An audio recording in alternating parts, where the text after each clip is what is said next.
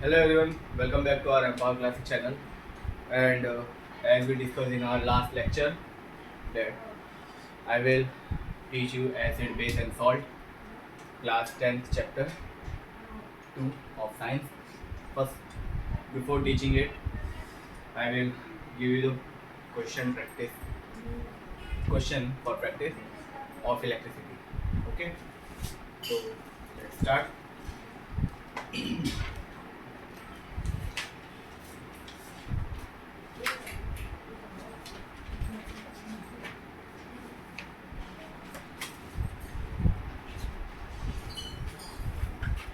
So, our first question is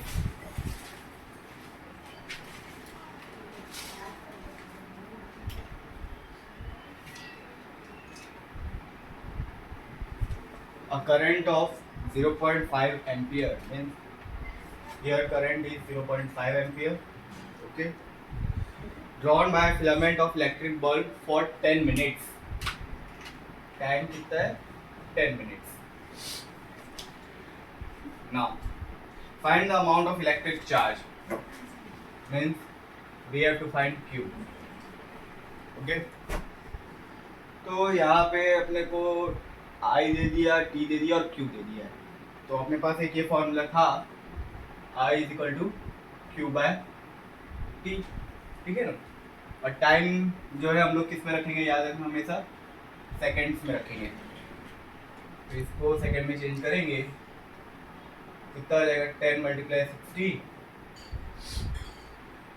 equal to 600 seconds.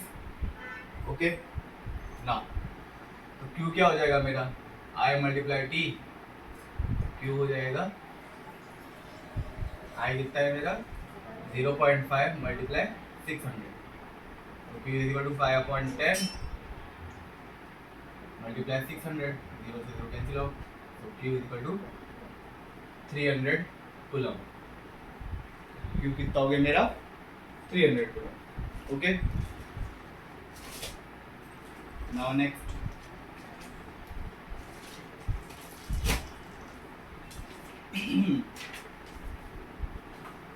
how much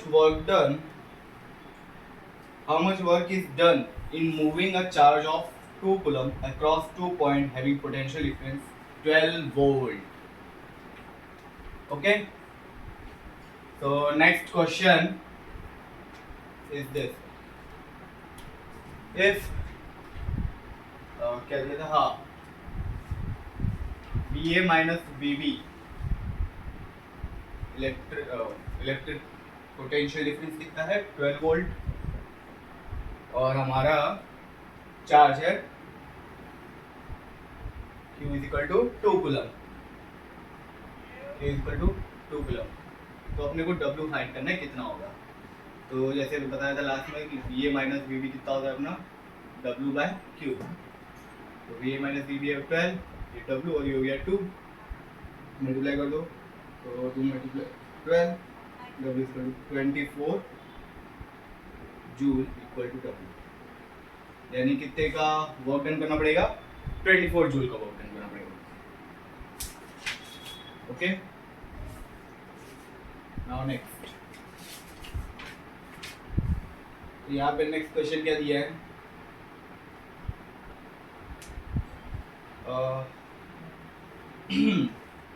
how much current will an electric bulb draw from a 220 volt source if the resistance of the bulb filament is 1200 ohm. ठीक है, तो next question में बोला है कि भाई volt है अपने पास 220 वोल्ट, आर है 1200 ओम, ठीक है, और बोला है कि कितना करंट आएगा, कितना करंट लगेगा. तो आई पूछा है, तो फॉर्मूला क्या है इसका, V equal to I R था ना. तो आई कितना हो जाएगा मेरा V by R. So I equal to V कितना हो गया 220 अपॉन 1200. एक से एक जीरो कैंसिल हुआ, कैंसिल आउट करो, इसको भी 11 60. तो I is equal to 11 upon 60 ampere. और अगर इसे हम लोग सॉल्व करेंगे तो आ जाएगा 0.18 एम्पियर. ठीक है, ये क्वेश्चन का फर्स्ट पार्ट था। सेकंड में क्या है कि how much current will an electric heater coil draw from 220 volt source if the resistance of the heater is 12 ohm 100 ohm. Okay, इसमें भी वोल्ट सेम रखा है, रेजिस्टेंस दे दिया है 100 ओम, आई पूछ रहा है कितना होगा, तो same I equal to V by R 220 upon 100, एक से एक जीरो कैंसिल हो गया, 2.2 एम्पियर। आई कितना हो गया 2.2 एम्पियर। ओके,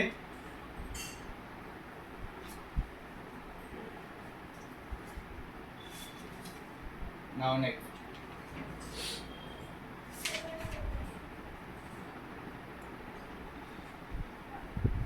इधर क्या क्वेश्चन है कि an electric lamp whose resistance is 20 Om.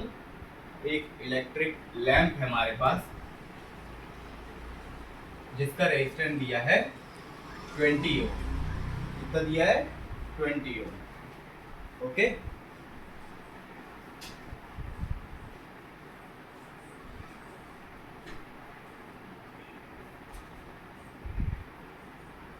Resistance दे दिया है 20 ohm and a conductor of resistance 4 ओम।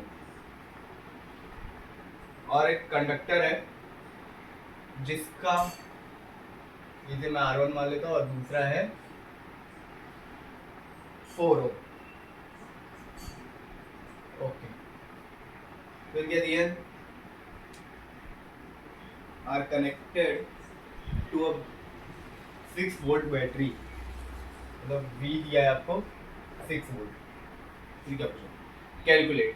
यहाँ पे टोटल 3 चीज पूछी है अपने को। नंबर ए है टोटल रेजिस्टेंस कितना होगा, नंबर बी है आई कितना होगा,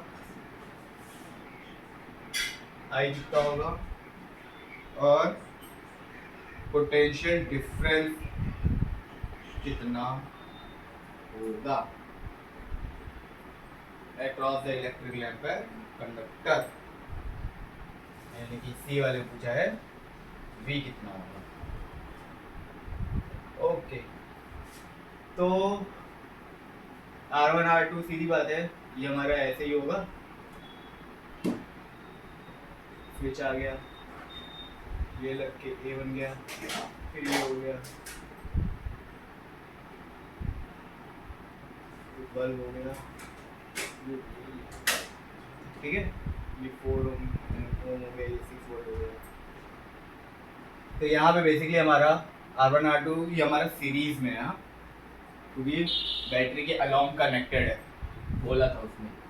यानी टोटल रेजिस्टेंस कितना होता है हमारा सीरीज वाले का, R1 प्लस R2 होता ही है, तो गया 20 प्लस 4, तो गया 24 ओम। ठीक है, आई कितना होगा V बाय आर। ठीक है, तो V था 6 वोल्ट अपॉन आर कितना है 24, 1 जा 4 जा 0.25 आएगा ना, 0.25 एम्पियर। अब यहाँ पे जो आपको पोटेंशियल डिफरेंस बोला है ना, वो बेसिकली क्या बोला है कि the potential across the electric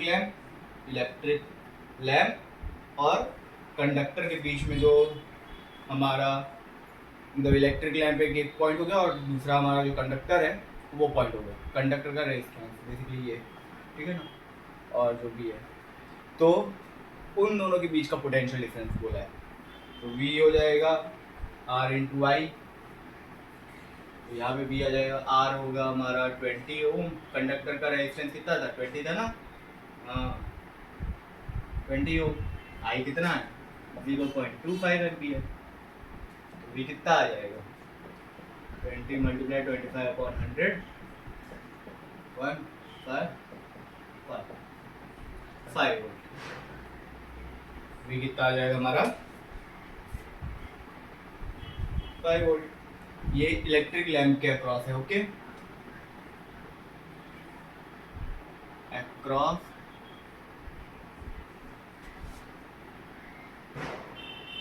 electric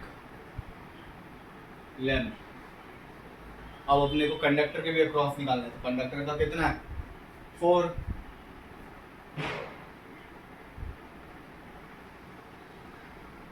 across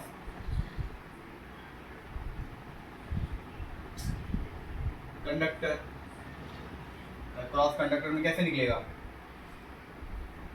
देखो इलेक्ट्रिक लैंप का वो रेजिस्टेंस था 20 और कंडक्टर का कितना है अपना 4, करंट तो सेम ही रहेगा 0.25, V is equal to 4 into 25/100 और 5 जा 20 1 4 4, तो V आ गया 4 एम्पियर 4 ओम। ओके, और यहाँ पे होता है हमारा ओवर।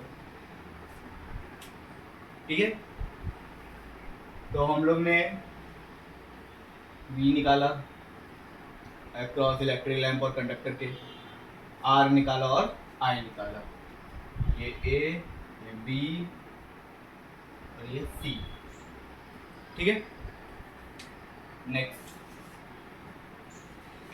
मान लो अगर ये पैरेलल सीरीज में ना होता, पैरेलल होता, तो सिंपल ये R plus R1 plus R2 वाला हमारा 1/R plus 1 equal to 1/R1 plus 1/R2 हो जाता। ये एलसीएम लेना आगे।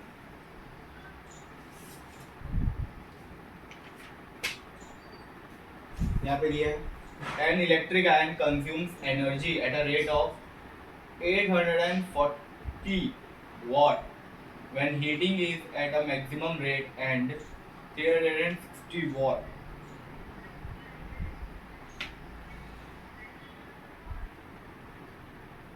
when the heating is at minimum. The voltage 220. Find what are the current and the resistance in each case. Okay. तो यहाँ पे अपने को दिया क्या है,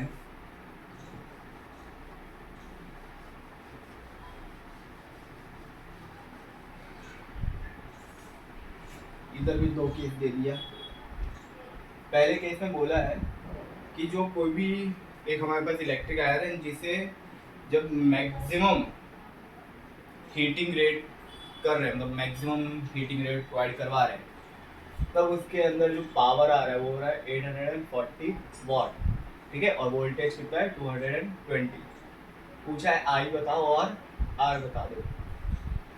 ठीक है भाई, तो फॉर्मूला पढ़ाया था ना, P equal to V I था, आई क्या होगा P बाय वी, आई कितना आ गया 840 अपॉन 220, 0 0 कैंसिल 1 1 22 42, तो आई अपना आ जाएगा, इसे डिवाइड कर लेंगे तो कितना आ जाएगा ये 3.82 एम्पियर, डिवाइड कर लेंगे। ठीक है, आगे ये आ गया आई और पूछा है आर, तो R V equal to I R होता है, तो R इजिकल टू हो गया V अपॉन आई।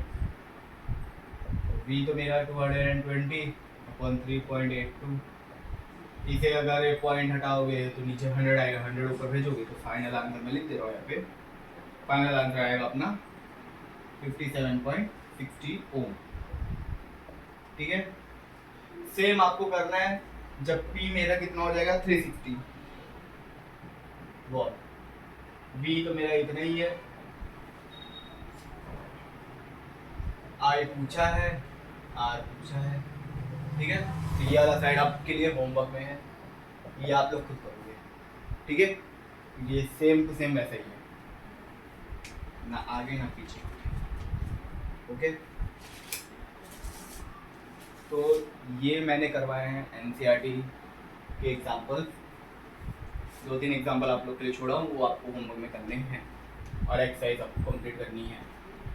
ठीक है, नेक्स्ट क्लास में एक्सरसाइज की पूरी वीडियो में डाल दूँगा। तो आगे बढ़ते हैं अभी अपने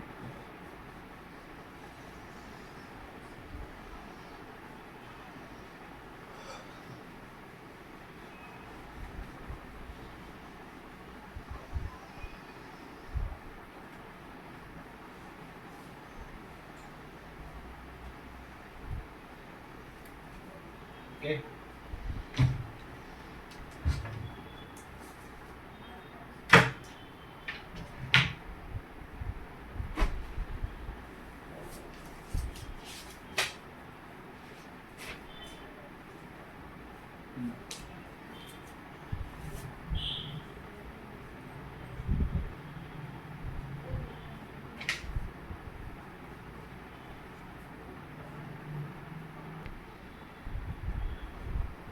तो जैसे मैंने बोला था कि आज अपने कंप्लीट करेंगे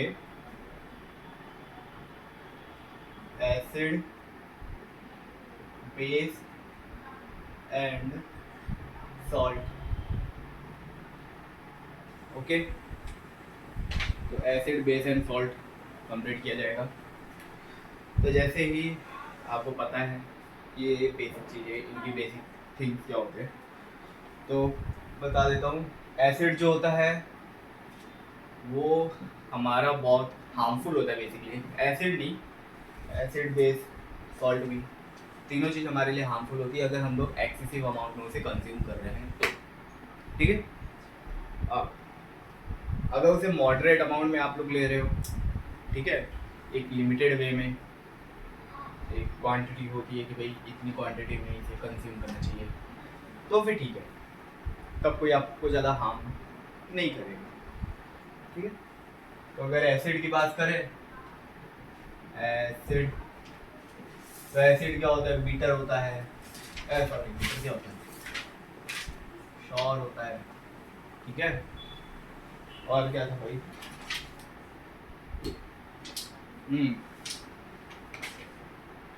एसिड जो होता है बीटर होता है, श्योर होता है। फिर इसके बाद ये क्या होता है,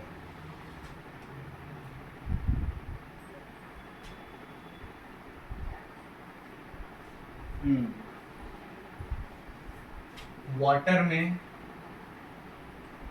H+ आयन देता है ये, साथ ही में ब्लू लिटमस को रेड में चेंज कर देता है। ठीक है, श्योर होता है, वाटर में जब इसको मिक्स करते हैं हम लोग तो H+ आयंस देता है। सेकेंडली ब्लू लिटमस को रेड में चेंज करता है। फिर आगे अगर इसके क्लासिफिकेशंस की बात करें, ठीक है,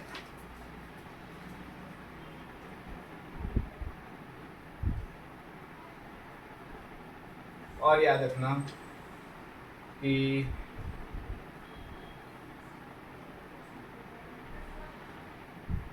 फिनॉल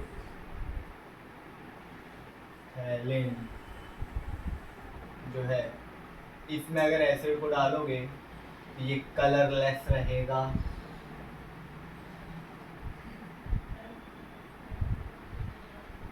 और अगर मिथाइल ऑरेंज में इसे मिक्स करोगे तो ये पिंक हो जाता है। मतलब मानना है कि भाई ये एसिड है कि नहीं है, मिथाइल ऑरेंज सॉल्यूशन में डालो तो कौन से कलर का हो जाएगा, पिंक कलर का हो जाएगा। Inky pinky. आगे फिर आता है क्लासिफिकेशन ऑफ एसिड्स, एसिड्स का क्लासिफिकेशन।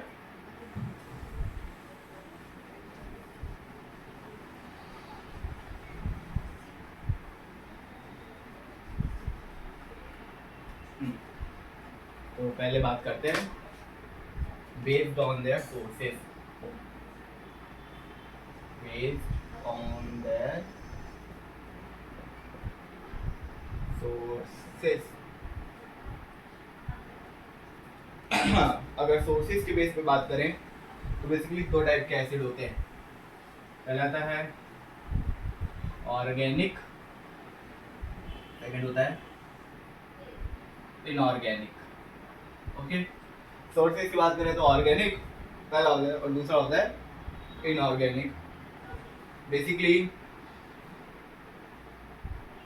हमारे जो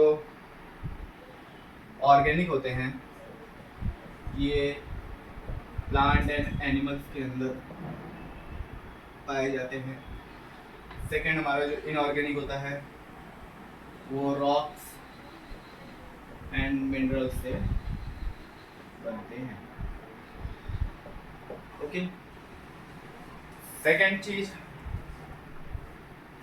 अगर बेसिसिटी की बात की जाए, based on basicity,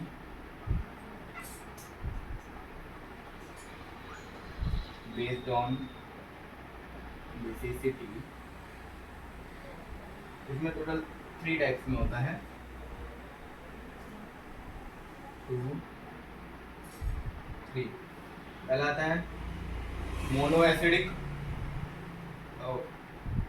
sorry mono basic acid, mono basic acid, जो होता है डाई बेसिक एसिड, जो होता है ट्राई बेसिक एसिड।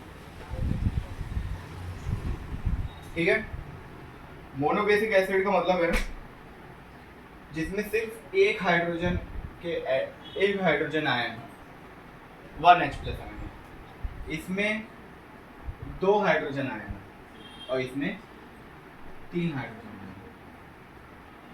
ठीक है, और ये भी कह सकते हो कि यही कि भाई मेरे को जानना है कि ये एसिड जो है वो मोनो बेसिक एसिड है कि डाया बेसिक एसिड है कि ट्राया बेसिक एसिड है, ट्राया बेसिक एसिड। तो मुझे देखना है कि वो सॉल्यूशन में जब एसिड को मिक्स कर रहे हैं तो सॉल्यूशन में कितने H+ आयंस दे रहा है, 1 दे रहा है, 2 दे रहा है कि 3 मॉलिक्यूल्स दे रहा है उसके बेसिकली। ठीक है, अगर 1 दे रहा है तो मोनो बेसिक, 1 2 दे रहा है तो डाया बेसिक, और अगर 3 दे रहा है तो ट्राई बेसिक। सेकेंड है, अगर आयनाइजेशन की बात की जाए, आयनाइजेशन बेसिकली 2 टाइप के एसिड आते हैं। थर्ड आयोनाइजेशन, पहला है स्ट्रॉन्ग और दूसरा होता है 2 टाइप के। हाँ, स्ट्रॉन्ग में basically completely ionized in water, ionized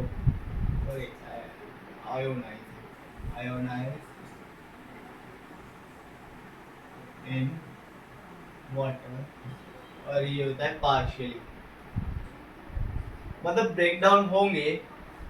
कुछ जो स्ट्रॉन्ग एसिड होते हैं वो वाटर में कंप्लीटली ब्रेक डाउन होगा, मतलब कंप्लीटली डिसॉल्व या फिर H+ आयन दे देगा, लेकिन कुछ ऐसे होते हैं जो भाई सिर्फ पार्शियली होता है, पार्शियली आयनाइज्ड होते हैं, पूरी तरह आयनाइज्ड नहीं होते।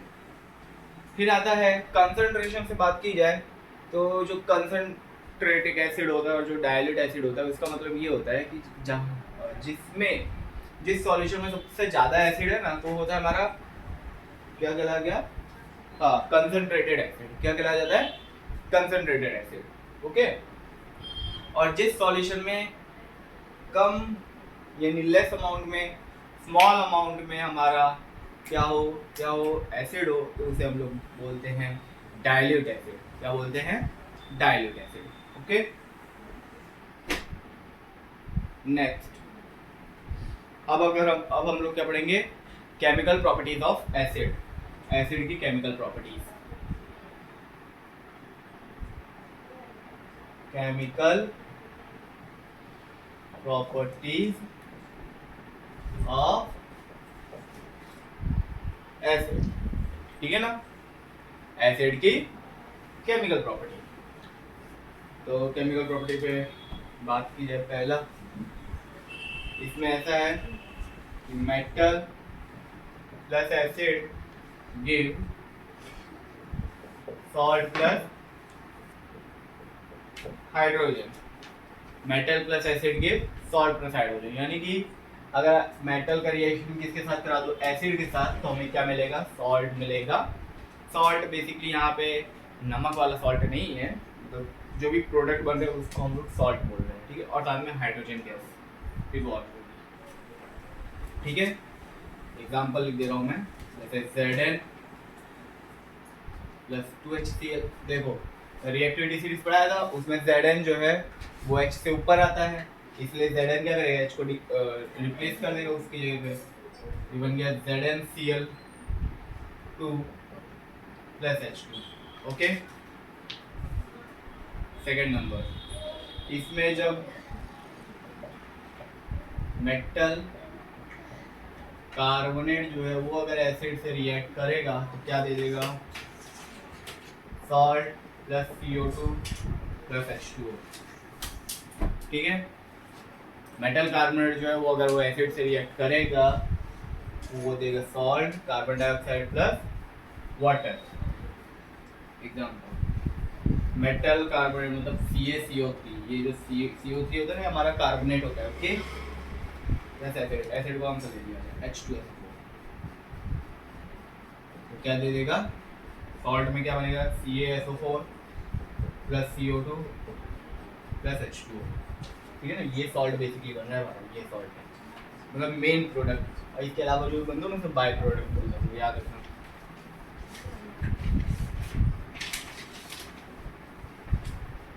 फिर होता है नेक्स्ट,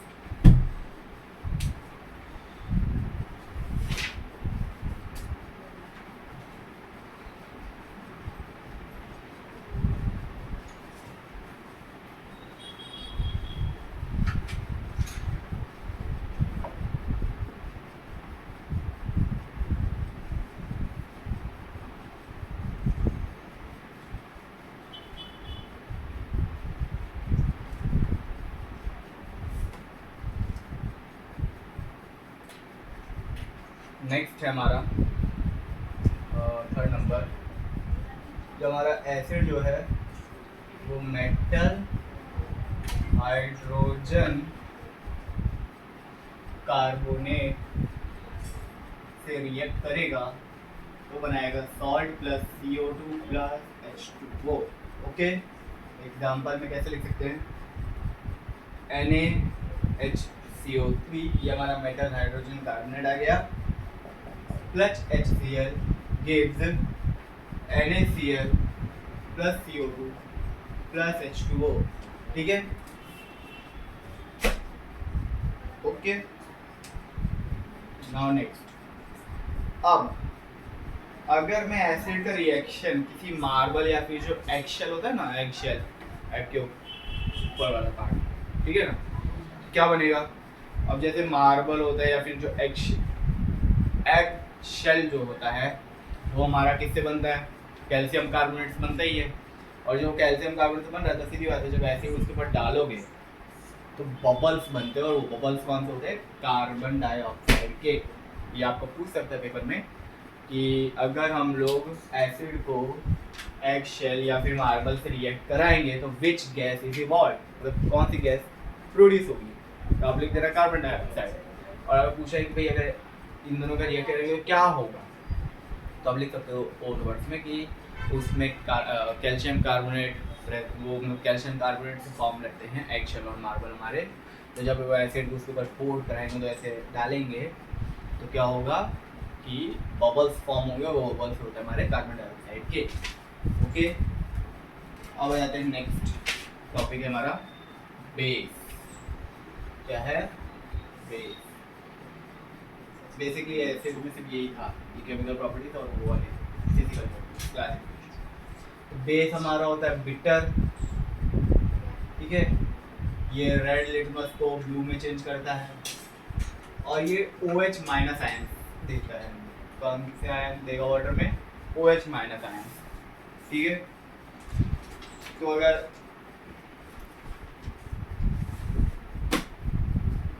सेम स्ट्रॉन्ग बेस क्या होते हैं, जो कम्प्लीटली आयनाइज हो जाए वाटर में, और वीक बेस क्या हो जाते हैं, जो कि सिंपल से पार्शियली आयनाइज होते हैं। ठीक है। सेकंड फिर क्या होता है, अब इसमें उसमें हम लोग बेसिसिटी पढ़े थे, इसमें एसिडिटी पढ़ेंगे। तो पहला आता है मोनो एसिडिक, फिर आता है डाई एसिडिक, और फिर आता है ट्राई एसिडिक। जैसे उसमें पढ़े थे कि भाई एक H प्लस आयन है तो mono acidic, 2H plus ion है तो डाई एसिडिक, और 3H प्लस आयन है तो ट्राई एसिडिक। और इसमें उल्टा होगा, इसमें अगर एक OH माइनस आयन है, एक OH माइनस आयन है तो मोनो, 2 है डाई, और 3 है तो ट्राई एसिडिक, एसिडिक। ओके, इसमें ये है। सेकंड, हम लोग याद रखना बेस को बेसिकली अल्कली भी बोलते हैं। क्या बोलते हैं? अल्कली। ओके। अब कंसंट्रेटेड अल्कली वो होता है जिसमें बेस की जिसमें बेस का परसेंटेज हाई होता है, और डाइल्यूट अल्कली वो होता है जिसमें बेस का परसेंटेज लो होता है। अब केमिकल प्रॉपर्टीज पढ़ लेते हैं। भी इसके साथ रिएक्ट होगा तो क्या क्या बनेगा।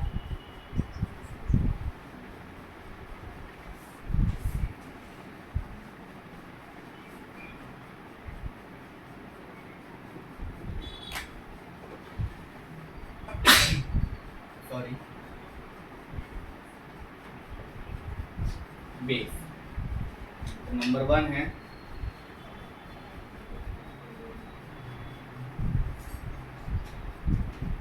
चाहे मैं अल्कली लिखूं या बेस लिखूं, बात एक ही है। ओके,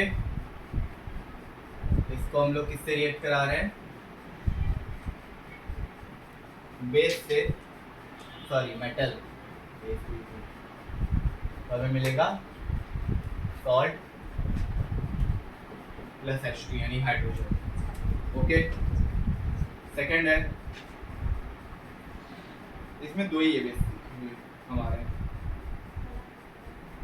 बेस अगर नॉन मेटल का कोई भी ऑक्साइड है, इसका नॉन मेटल का ऑक्साइड क्या बनेगा? सॉल्ट प्लस H2 मतलब वाटर। ओके। अब सुनो, यूजेस ऑफ एसिड। एसिड के यूज क्या होता है पहले याद रखना। जो सल्फ्रिक एसिड होता है ना, वो हम लोग क्या कहते हैं उसे? किंग ऑफ केमिकल्स बोलते हैं। क्या बोलते हैं? किंग ऑफ केमिकल्स, जो कि कार की बैटरी में हो गया। ठीक है। फिर नाइट्रिक एसिड होता है जो कि फर्टिलाइजर्स, एग्रीकल्चर के लिए जो फर्टिलाइजर यूज होता है ना, उसको बनाने में आता है। फिर हाइड्रोक्लोरिक एसिड जो कि क्लीनिंग एजेंट होता है, जो कि टॉयलेट में इसलिए हम लोग यूज़ करते हैं, वॉशरूम में। फिर टाइट्रिक एसिड होता है बेकिंग पाउडर बनाने में। फिर बेंजोनिक एसिड जो होता है वो फूड प्रिवेंशन का काम करता है। सेकेंड, कार्बनिक एसिड जो एरेटेड ड्रिंक्स होते हैं, यानी जो जिसमें कहते हैं ना हम लोग इसमें हवा है, जैसे उसे बोलो तो एकदम सुपर आता है, पेप्सी, ये सब वाले में। सेकेंड, बेस का यूज़ क्या होता है? जैसे सोडियम हाइड्रोक्साइड है तो वो सोप बनाने में यूज़ आएगा। कैल्शियम हाइड्रोक्साइड है तो वो हमारा वाइट वॉशिंग, चूना बेसिकली, उसके लिए यूज़ आता है। सेकेंड, मैग्नीज ऑक्साइड है तो स्टमक ट्रबल के लिए, जो मेडिसिन होती है उसके लिए। फिर अमोनियम हाइड्रोक्साइड को हम लोग जो ग्रीस होता है ना पेन क्लॉथ्स पे, उसको हटाने के लिए यूज़ करते हैं। अभी न्यूट्रलाइजेशन रिएक्शन क्या होता है? न्यूट्रलाइजेशन रिएक्शन, इसमें बेसिकली ये है कि एसिड और बेस को अगर आपस में रिएक्ट कराओगे तब बनता है हमारा सॉल्ट प्लस वाटर। ठीक है ना? याद रखना, अगर ये स्ट्रॉन्ग एसिड और ये वीक बेस है तो ये सॉल्ट बनेगा ना, वो एसिडिक रहेगा। और अगर ये वीक एसिड और स्ट्रॉन्ग बेस है तो ये बेसिक रहेगा। अगर दोनों सेम लेवल पे तो ये सिंपल सॉल्ट रहेगा, यानी ना ही ज़्यादा एसिडिक ना ही ज़्यादा बेसिक। देखना कभी नमक को खाना, स्टार्टिंग में 2-3 बार खाओगे तो खट्टा लगेगा, फिर जैसे जैसे ज़्यादा खाते जाओगे तो कड़वा लगने लगता है हल्का। ठीक है। नेक्स्ट, यहाँ पे एक है एक और कि एसिड को आप जब मेटल ऑक्साइड से रिएक्ट कराओगे तो क्या बनेगा हमारा? Salt plus water. यहाँ पे L लिख देता हूँ, लिक्विड नहीं तो आप लोग सोचेंगे तो गैस वाला हो सकता है। अब आगे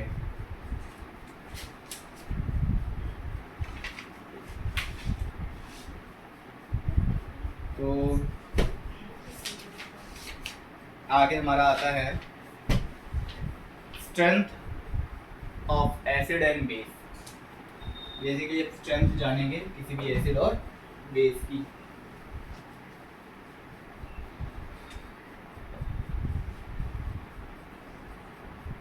strength of acid and base. इसमें हमारा पीएच स्केल आता है। पीएच का मतलब पावर ऑफ हाइड्रोजन, ऐसी स्केल रहती है, ठीक है।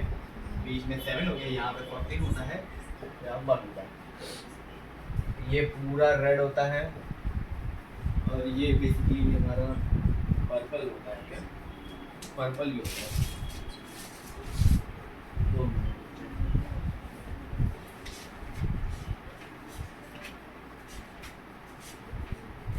हाँ, ये हमारा पर्पल होता है, ठीक है।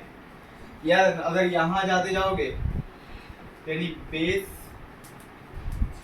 स्ट्रॉन्ग होगा। क्या होगा? स्ट्रॉन्ग। यानी 7 से 14 की तरफ जाओगे तो बेस स्ट्रॉन्ग होगा।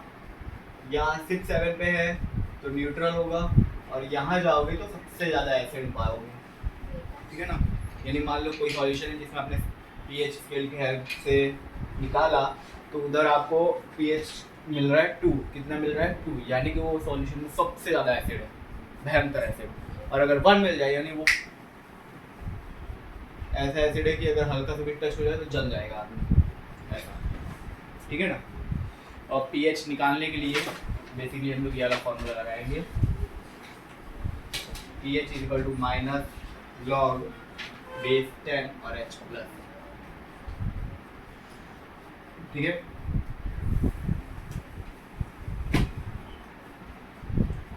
ये हमारा फॉर्मूला होता है, बस नाम के लिए आपको यूज़ नहीं करना है अभी, तो ये आपके में अभी आएगा भी नहीं। फिर आगे ये सर तो हो गया, आगे बता दीजिए थोड़ा सा। आगे ये बताना है कि भाई इंपॉर्टेंस क्या होती है पीएच की हमारी एवरीडे लाइफ में। पहला तो है ह्यूमन बॉडी में। तो ह्यूमन बॉडी की बात करें तो बॉडी जो है वो कम से कम 6.5 6.9 तक की पीएच वैल्यू होनी चाहिए हमारी बॉडी की। वो हमारे लिए हेल्पफुल होता है, ज़्यादा हमें हार्म बिल्कुल नहीं करता है। अब जो हेल्थी स्किन है उसकी कम से कम 4.5 से लेकर 6 तक होनी चाहिए पीएच। सेकंड, जो हमारे स्टमक का जो फ्लूइड है, यानी जो हमारे स्टमक में जो HCl है वो कम से कम 2 का होना चाहिए, 2 से ज़्यादा नहीं। सेकंड, जो ब्लड है उसका जो पीएच रेंज होना चाहिए 7.35 से लेकर 7.45 तक। बेसिकली आइडल हम लोग 7.4 ही लेते हैं। हमारा जो सलाइवा है उसका 6.5 से 7.5 होना चाहिए, ठीक है ना। आगे अब इंडिकेटर्स। तो इंडिकेटर्स क्या होते हैं कि वो इंडिकेट करते हैं कि कौन सा सॉल्यूशन एसिडिक है और कौन सा बेसिक है, ठीक है।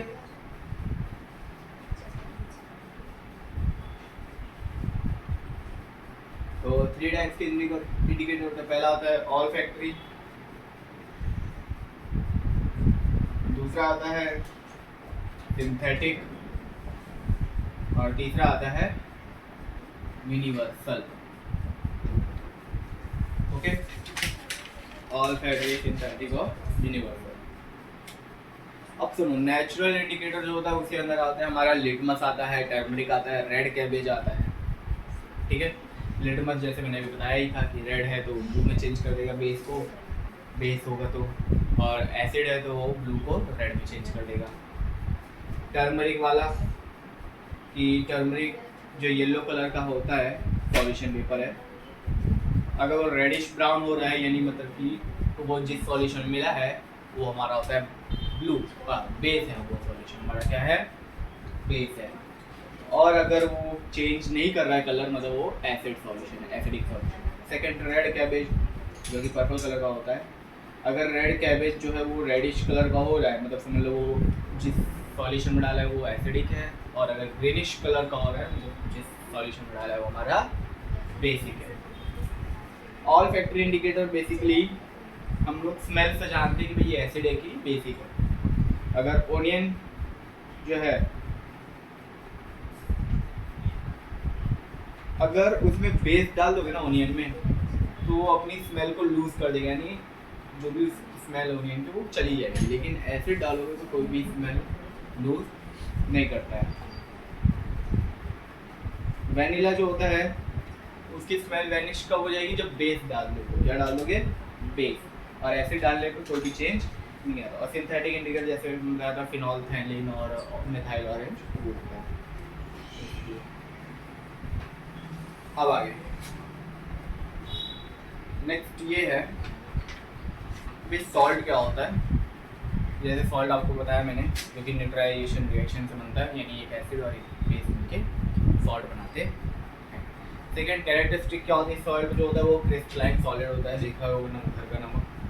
फिर होता है वो ट्रांसपेरेंट और ओपेक्यू। वो कभी कभार ट्रांसपेरेंट होता है, नहीं तो बेसिकली ओपेक्यू होता है। ओपेक्यू मतलब जिसके आर पार दिखाई नहीं देता। सेकेंड, ज़्यादातर सॉल्ट जो है वो सॉल्युबल होते हैं वाटर में। थर्ड, सॉल्ट जो होता है वो सॉल्ट सॉल्यूशन जो होता है वो इलेक्ट्रिसिटी कंडक्ट करता है। और जो अगर सॉल्ट मॉल्टन स्टेट में तो भी इलेक्ट्रिसिटी कंडक्ट करेगा। सॉल्ट जो होता है वो सॉल्टी होता है, स्योर होता है, स्वीट होता है, बिटर होता है, और नेचुरल सॉल्ट जो होता है वो ओडरलेस होता है, बेसिकली वही कलर नहीं होता, ठीक है ना। और जल्दी उसकी कोई स्मेल नहीं होती, ओडरलेस मतलब स्मेल नहीं होती है। सेकेंड, अब मैंने आपको ये बताया था कि अगर एसिड ज़्यादा स्ट्रॉन्ग है बेस के में कंपैरिजन में, तो जो सॉल्ट बनेगा वो बेसिक सॉल्ट बनेगा, एसिडिक सॉल्ट बनेगा। अगर जो बेस है वो ज़्यादा स्ट्रॉन्ग है एसिड के कंपैरिजन में, तो बेसिक सॉल्ट बनेगा। अभी कुछ इम्पोर्टेंट क्या कहते हैं एग्जांपल है। पहला है ब्लीचिंग पाउडर CaOCl2, ठीक है ना। तो ये जो होता है बेसिकली वाटर को क्लीन करने में, वेड को मारने में काम आता है। वेड मतलब जो जंगली घासें होती है। क्या था baking powder, baking soda. Baking soda तो भाई मम्मियों से अच्छे से पूछना वो बताती हैं खाना वाना बनाने में, ठीक है ना। ब्रेड को हाँ खाने वाने बनाने में हो गया, ठीक है ना। तो वहाँ पे बेसिकली हम लोग बेकिंग सोडा का यूज़ करते हैं। बेकिंग सोडा का यूज़ क्या होता है कुकिंग में, फिर किसी भी चीज़ को सॉफ्ट करने में, स्पॉन्ज करने में आता है। टूथपेस्ट में भी होता है। फिर आता है बेकिंग पाउडर, ठीक है। आगे फिर आता है वॉशिंग सोडा, जिसे हम लोग सोडियम कार्बोनेट बोलते हैं, यानी कि Na2CO3 जिसे बोला जाता है। अब सोडियम कार्बोनेट का काम क्या होता है, क्लोथ क्लीन करने में होता है, डिटर्जेंट केक बनाने में, पाउडर बनाने में, ठीक है ना। डिटर्जेंट केक, हाँ केक वाला केक नहीं, डिटर्जेंट केक। लास्ट में हमारा बेसिकली आता है plaster of Paris. Plaster of Paris का फॉर्मूला होता है हमारा CaSO4.12H2। ये आपको पूछ सकता है कि भाई प्लास्टर ऑफ पेरिस का फॉर्मूला लिखिए 1 या 2 नंबर में, ठीक है ना। प्लास्टर ऑफ पेरिस का होता है वो जो हम लोग नहीं वाइट वाइट सा लगाते हैं, चूना चूना नहीं होता बट थोड़ा से क्या कह सकते हैं आप लोग, सीमेंट टाइप का थोड़ा सा लगाने के बाद वो हार्ड हो जाता है, तो बहुत सॉलिड वाला हार्ड होता है, ठीक है। तो यहाँ पे आपका एसिड बेस एंड सॉल्ट वाला टॉपिक होता है कंप्लीट, ठीक है। और जो भी मैंने अभी नाम लिए, बेकिंग सोडा, बेकिंग पाउडर, ठीक है, प्लास्टर ऑफ पेरिस, तो ये सब बेसिकली आपको इसके जितने भी यूजेस है वो पढ़ लो और कैसे बनता है वो। So that's all for today, we will end up here now. We will meet in our next video. तब तक के लिए बाय बाय, जय हिंद। और वीडियो को सब्सक्राइब करो, सॉरी चैनल को सब्सक्राइब करो, वीडियो को लाइक करो और जितना हो सके उतना ज़्यादा शेयर करो।